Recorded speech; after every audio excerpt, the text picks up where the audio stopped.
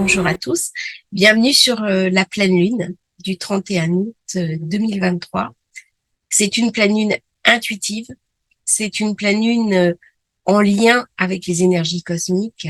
C'est un moment idéal pour se connecter, pour se relier, pour s'ouvrir à sa spiritualité. C'est une pleine lune profondément spirituelle. Elle va poser la question du sens. Elle va poser la question de l'identité en tant que personne et en tant qu'âme, et elle va poser aussi la question du sens en tant que groupe.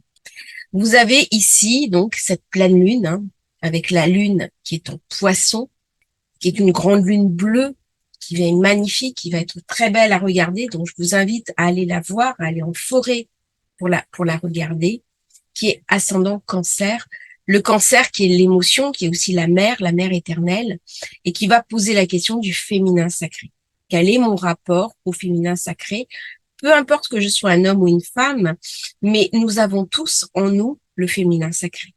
Ça va donc mettre en exergue toutes les thérapies sur Isis, sur les grandes déesses mères, les grandes déesses terres, et cette capacité à se relier que nous avons avec les archétypes qui sont à l'intérieur de nous. C'est une pleine lune pour relire Jung, pour méditer, pour s'intérioriser et pour se questionner aussi sur le sens de sa vie. Alors, je vous ai mis un autre thème qui est le thème de la 5e République. Et vous voyez que la France, donc, est Balance, ascendant Poisson, eh bien, la lune de cette nouvelle pleine lune se trouve exactement sur l'ascendant de la France. C'est-à-dire que ce qui va se passer en France dans le mois qui vient pourrait bien être déterminant dans le monde. Et réciproquement. C'est-à-dire que la France quitte un petit peu son statut de pays européen pour quelque part rayonner. Qu'est-ce que j'ai à raconter au monde? C'est valable pour notre pays, mais c'est valable aussi pour chacun de nous. C'est-à-dire que c'est une pleine lune qui nous invite à reprendre notre pouvoir, à reprendre notre place. On n'a pas envie de rentrer. On a ici Vénus qui est en maison 1, j'ai envie de continuer à être dans l'amour universel, j'ai envie de me connecter à ces énergies très fortes, très puissantes, à mon intuition profonde, mais j'ai aussi envie d'en faire quelque chose.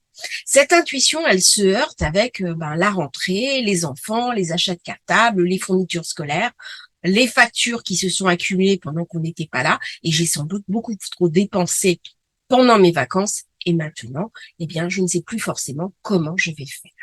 Donc, c'est une pleine lune de retour à la réalité, mais c'est comme si on tombait comme une pierre dans le réel, et on n'a absolument pas envie de ça. Et en même temps, c'est une pleine lune qui me fait dire que j'ai quelque chose à faire à titre personnel, que j'ai un engagement à avoir. Est-ce que je reste passif en pensant que de toute façon je subis quelque part ce qui se passe autour de moi, ou est-ce que je vais chercher à reprendre confiance en moi et quelque part à créer ma propre place, créer ma propre identité? Et c'est ce qu'invite cet ascendant Poisson, qui a une forme de karma national.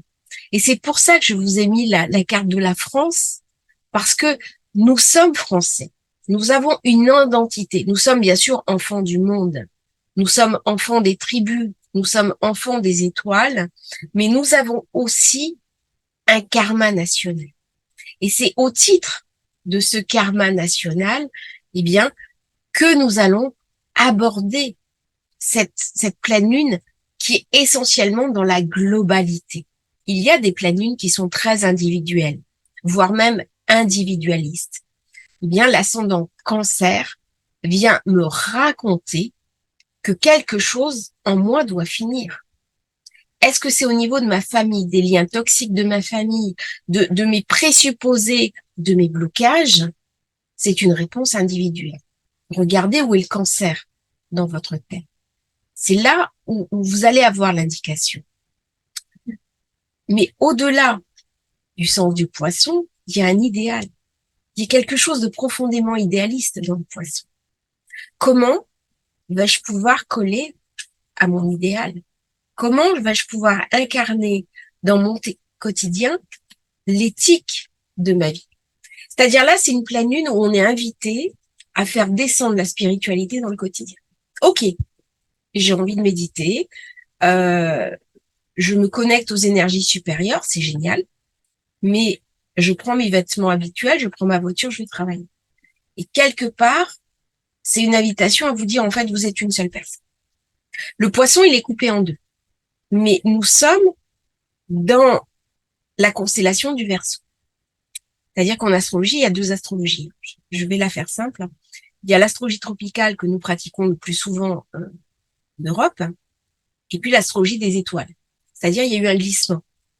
Et le passage, les signes qui étaient valables à l'époque des Égyptiens, il y a eu un glissement. C'est plus les mêmes. Donc ça, c'est l'astrologie des étoiles. C'est l'astrologie sidérale. Donc la constellation, là, c'est la constellation du Verseau. Le Verseau, c'est Uranus, c'est uranien. C'est je brise mes chaînes. Si je brise mes chaînes, que je me libère, qu'est-ce que j'ai envie de faire? J'ai envie de libérer les autres. Et cette pleine lune, hein, elle favorise vraiment tout ce qui est magnétiseur, tout ce qui est psychothérapeute, tout ce qui est psychanalyste, tout ce qui est astrologue, comme moi qui travaille sur les annales akashiques, on est complètement reliés dans le sacré. C'est-à-dire que toutes les influx divins, je les reçois à voir en direct. Et pas uniquement pour moi. Et pas uniquement pour la personne que j'ai en face de moi. C'est tout le groupe qui va en bénéficier. C'est comme si j'avais la clé où quand je vais déverrouiller l'inconscient d'une personne, je vais déverrouiller d'autres inconscients. Je vais déverrouiller les inconscients du groupe de la personne. Donc c'est vraiment un moment clé pour changer et pour reprendre sa place, se faire confiance, reprendre son pouvoir et savoir aussi qui on est. Dans cette pleine lune qui est profondément idéalisée, idéaliste, quelque part tourné vers l'inconscient. C'est le moment idéal pour nettoyer les inconscients résiduels, hein. Les vieilles scories, les mémoires familiales qui traînent, les vieilles souffrances, libérer les karmas. Alors là, on peut parler de libération de karma.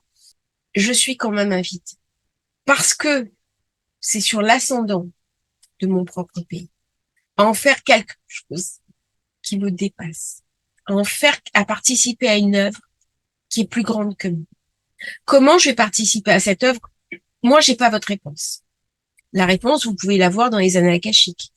Vous pouvez la voir par l'astrologie. Vous pouvez la voir en intuition. Attention toutefois, il y a quand même un risque sur cette pleine lune de mouvements météorologiques puissants, notamment des passages septennales très forts et des inondations. Là, je prends un risque. Parce que si ça se passe pas, vous allez dire, Maëva, tu comprends rien. Et vous aurez raison. Mais l'astrologie, c'est aussi ça. Si on regarde les forces en présence, on regarde ce qui se passe. Il va y avoir des glissements de terrain. Donc, soyez vigilants, soyez prudents. Si jamais il y a des gros orages avec des alertes, restez chez vous, restez au chaud, protégez-vous. Tout ce mois-ci, les travailleurs de lumière sont vraiment connectés. C'est à nous d'ouvrir les portes, de canaliser les influx spirituels afin d'aider le monde à retrouver la paix, à s'apaiser, à quelque part se libérer de ses chaînes. On voit bien que ça craque de partout. J'avais parlé des enfants du Verseau en disant qu'on ne rentrera pas dans l'ère du Verseau avec les fantômes du Poisson. Et bien là, les fantômes du Poisson, c'est vu. La pleine lune, elle est claire. C'est le soleil de minuit. Soleil de minuit, qu'est-ce qu'il nous montre? Il nous montre des structures sociétales qui sont finies, qui sont achevées. C'est pas encore le moment des grands renversements, des grands bouleversements. Mais il y a quelque chose qui, au fond de moi, est là et qui va émerger. Il y a quelque chose de plus grand que moi qui me dépasse. On est dans des époques profondément karmiques. Si votre âme, elle a décidé de s'incarner à ce moment-là, c'est pour accompagner un changement. C'est pour accompagner un changement d'air. C'est pour aider au changement d'air. Certains parlent de la 5D. Il y a quelque chose dans cette pleine lune-là de la 5e dimension. On est relié de toute façon aux énergies. Mais la 5D, elle ne sera pas uniquement que dans le monde d'en haut. C'est-à-dire, à un moment donné, on est invité aussi à soigner le monde. C'est ce que vient nous raconter cette pleine. Si je me soigne, c'est aussi pour moi. Mais c'est aussi parce que en soignant mon inconscient, je vais soigner l'inconscient des autres. On passe quelque part dans le non-verbal. La lune, elle est dans le ressenti. Elle est dans le pur émotionnel. c'est quelque chose de profondément subtil. C'est au-delà même du compréhensible, au-delà des mots. Et pourtant, ça marche. Je vais vous donner un exemple. Un enfant qui pleure, un tout bébé, un tout nourrisson, le lait de sa mère se met à couler. Quel est le lien? Ben voilà. C'est-à-dire que nous percevons, notre cerveau perçoit infiniment de choses dont nous n'avons pas forcément conscience. Que ce soit des influx d'en haut, que ce soit des influx d'en bas.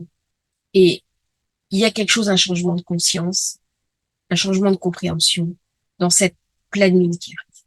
Et nous sommes les acteurs. Nous ne sommes pas invités à être les suiveurs, nous sommes invités à être les acteurs. Ça veut dire développer une chose que le cancer sait pas forcément faire, qui est la confiance en soi. La lune en poisson, le risque qu'elle a, c'est de se laisser déborder. Si on est trop dans l'émotionnel, on n'est pas dans l'action. À un moment donné, il faut juste qu'elle se fasse confiance. Qu'elle guérisse, parce que le poisson, c'est aussi le signe de la guérison, hein, c'est aussi le signe de l'hôpital, mais pas forcément pour se retirer du monde.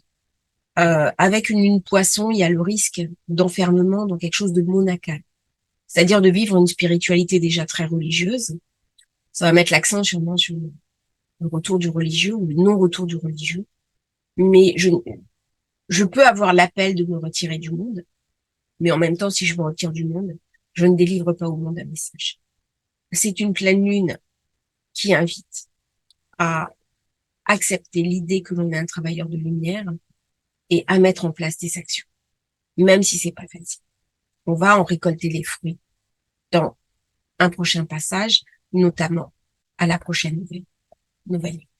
C'est très beau comme passage, plus pour les mystiques et les ésotéristes, les spiritualistes, les personnes reliées, les thérapeutes, tous ceux qui aident, qui accompagnent les autres, plutôt que les gens qui sont dans quelque chose de plus virtuel. Je vais maintenant vous faire la méditation de cette pleine lune qui va vous aider à accompagner, à recevoir ces énergies. N'hésitez pas à liker, à vous abonner à la chaîne. C'est très important pour la survie de la chaîne. Et puis, ça me motive aussi à vous faire des nouvelles capsules. Merci à tous pour votre accompagnement, pour votre fidélité. Et puis, à bientôt pour de nouvelles aventures.